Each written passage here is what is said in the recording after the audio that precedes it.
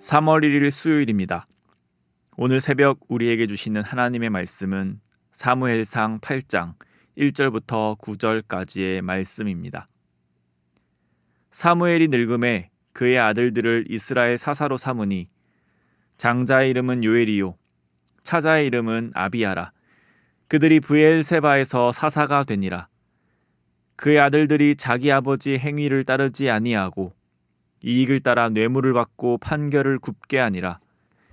이스라엘 모든 장로가 모여 라마에 있는 사무엘에게 나아가서 그에게 이르되 보소서, 당신은 늙고 당신의 아들들은 당신의 행위를 따르지 아니하니 모든 나라와 같이 우리에게 왕을 세워 우리를 다스리게 하소서 한지라.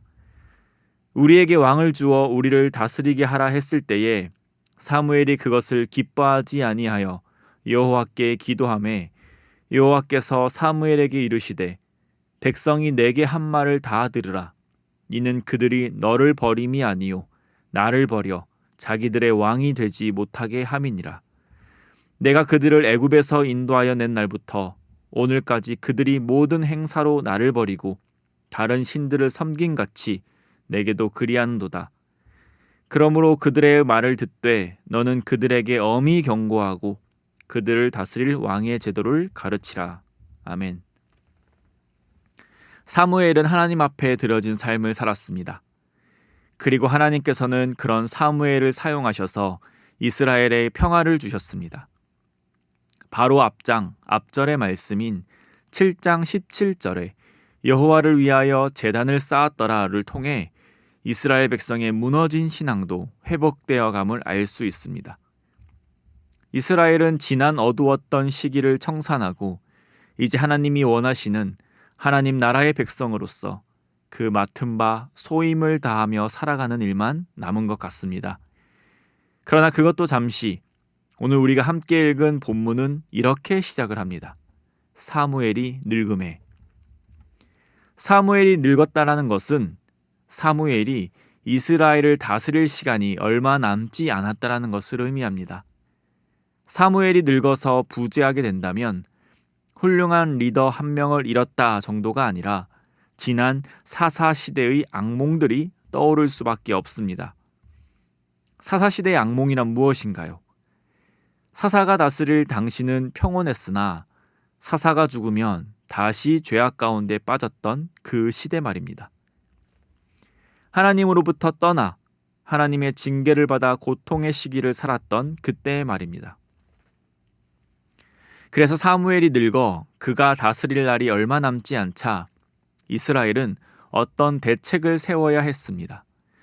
그리고 대책으로 사무엘의 아들 요엘과 아비야가 사무엘의 뒤를 이어 사사가 됩니다. 이렇게 해서 이스라엘 앞에 닥친 큰 문제를 해결한 것 같지만 3절에서는 이렇게 말씀하고 있습니다. 그의 아들들이 자기 아버지의 행위를 따르지 아니하고 이익을 따라 뇌물을 받고 판결을 굽게 하니라. 사무엘의 뒤를 이을 두 아들은 사무엘과 같지 않았습니다.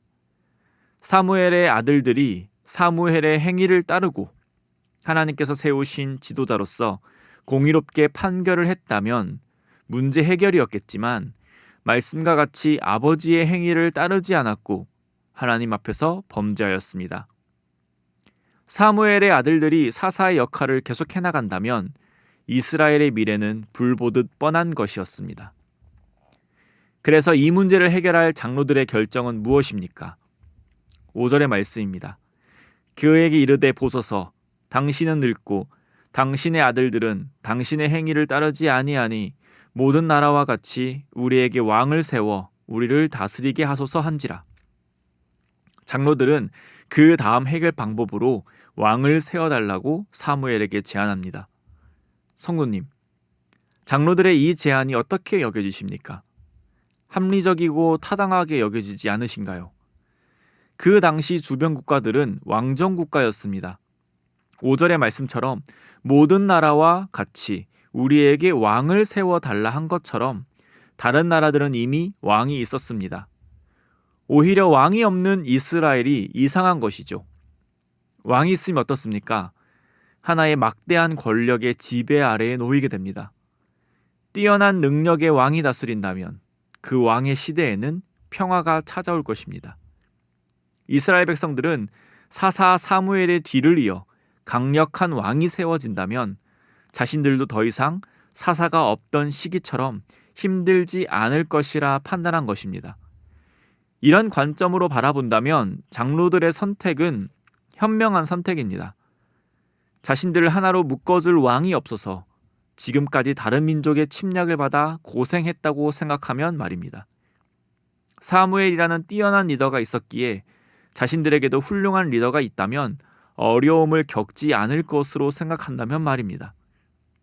그러나 장로들은 이 문제의 원인을 잘못 파악하였습니다. 애초에 사사가 없었을 때 왜 그들이 다른 민족들의 침략을 받으며 고통받아야 했는지 그 이유에 대해 잘못 접근하였습니다. 이스라엘 백성들이 사사가 없을 때 고통의 시간을 겪은 이유가 무엇 때문입니까? 너무나도 분명합니다. 이스라엘이 하나님께 불순종하였기 때문입니다. 하나님의 백성이 왕이신 하나님을 버렸기 때문입니다. 그 고통은 억울한 고통이 아니라 하나님의 징계에 의한 고통입니다. 왕이시자 주인 되시는 하나님을 버렸기에 징계를 받은 것입니다. 그들에게 뛰어난 리더가 없어서 고통받은 것이 아니라 그들의 왕, 살아계신 하나님을 저버렸기 때문에 징계받은 것입니다. 사무엘과 같이 훌륭한 리더가 있는 것도 중요하지만 그들이 스스로 하나님 말씀에 순종하며 살아가는 것, 하나님의 나라, 하나님의 백성답게 살아가는 것이 중요한 것입니다. 그렇기에 본질을 파악하지 못한 열심과 계획은 헛될 뿐입니다. 그들이 열심히 왕을 뽑고 왕이 열심히 일하여서 부국강병을 이룬다 할지라도 그것이 하나님 안에서 이루어지지 않으면 헛되고 헛될 뿐입니다. 그것은 언제든지 무너질 수 있는 것입니다. 성경에도 쓰여 있고 인류의 역사를 통해서도 알 수 있듯이 영원히 평화로운 시대는 없으며 영원히 한결같은 것 또한 없습니다. 사랑하는 성도님, 오늘 말씀과 같이 앞으로 닥칠 문제에 대해서 계획을 세우고 대안을 모색하는 것은 결코 나쁜 것이 아닙니다. 그것은 선택이 아니라 필히 해야 됩니다. 우리가 할 수만 있다면 지혜롭게 계획 있게 미래를 준비하며 우리는 살아야 합니다. 그러나 그 모든 계획들이 불확실한 미래이기에 나의 힘으로 살아가려는 발버둥이 되어서는 안 됩니다. 이스라엘 백성들이 앞으로의 미래가 불안하기 때문에 자신들의 안위를 위해 왕을 세우려는 것은 잘못된 동기에서 나온 방법이라는 것입니다. 하나님은 이 행위를 무엇으로 여기십니까? 여호와께서 사무엘에게 이르시되 백성이 내게 한 말을 다 들으라. 이는 그들이 너를 버림이 아니요 나를 버려 자기들의 왕이 되지 못하게 함이니라. 잘못된 동기에서 나온 그들의 행동은 문제 해결이 아니라 또 하나의 하나님 앞에서 죄를 짓는 결과일 뿐입니다. 말씀에서와 같이 왕을 세우는 것은 단순히 새로운 지도자를 달라는 것이 아니라 하나님을 왕으로 인정하지 않는 어리석은 죄악된 행동일 뿐인 것입니다. 그들이 진정으로 하나님 앞에 순종하고 하나님의 백성으로 살았다면 왕을 달라는 선택을 하진 않았을 것입니다. 그들의 왕은 오직 하나님 한 분이시기 때문입니다. 그렇기에 하나님의 백성은 그리스도인은 어떠해야 합니까? 하나님을 믿는 믿음 위에 우리의 모든 것이 세워져야 할 것입니다. 삶의 목적, 삶의 방향, 삶의 비전, 삶의 계획들, 이 모든 것들이 하나님 안에서 행해져야 할 것입니다. 다시 말해, 오늘 무엇을 위해 살아갈 것인가? 어떤 방향으로 나는 오늘을 살 것인가?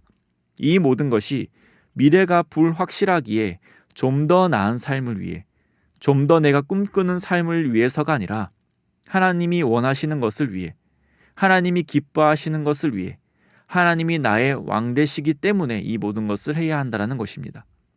계획을 세우고 열심히 살아가는 모습, 겉으로 보기엔 같을지 모르나 그 동기와 원동력은 분명 다를 수 있습니다. 오늘 우리에게 생명 주시고 오늘 우리가 살아갈 환경을 하나님께서 허락해 주셨습니다.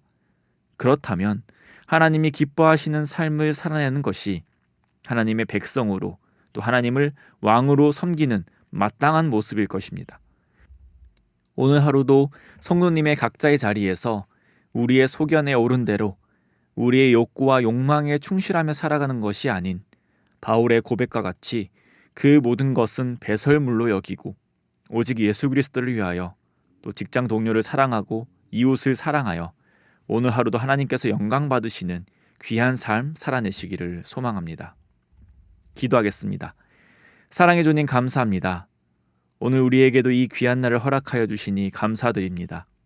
하나님, 오늘을 살아갈 때에 우리의 삶의 목적과 방향을 분명히 하여 살아가는 하루 되게 하여 주시옵소서.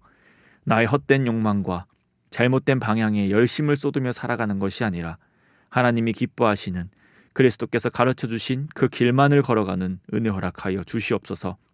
헛된 길을 걸어갈 때마다 말씀을 보고 듣는 가운데 깨닫게 하셔서 다시 발걸음 돌이키게 하여 주시고 오직 하나님께 영광 돌리며 살아가는 우리 되게 하여 주시옵소서. 오늘 우리의 삶을 인도하실 줄 믿고 그 인도에 힘입어 옳은 길만을 걸어가길 간절히 간구하며 이 모든 말씀 살아계신 예수 그리스도의 이름으로 기도드립니다. 아멘. 이 시간 함께 기도하실 때 주신 말씀을 붙들고 기도하시고 주간 기도 제목에 따라 전도와 선교를 위해서 기도하겠습니다. 우리 신부상교회가 전도하는 교회, 선교하는 교회 되도록, 우리 신부상교회가 부산 지역에 죽어가는 영혼을 살리는 교회 되도록, 우리 신부상교회가 파송하고 후원하는 선교사님들과 세계 선교를 위하여 기도해 주시기 바랍니다. 합심 제목과 개인적인 제목으로 기도하겠습니다. 함께 기도하겠습니다.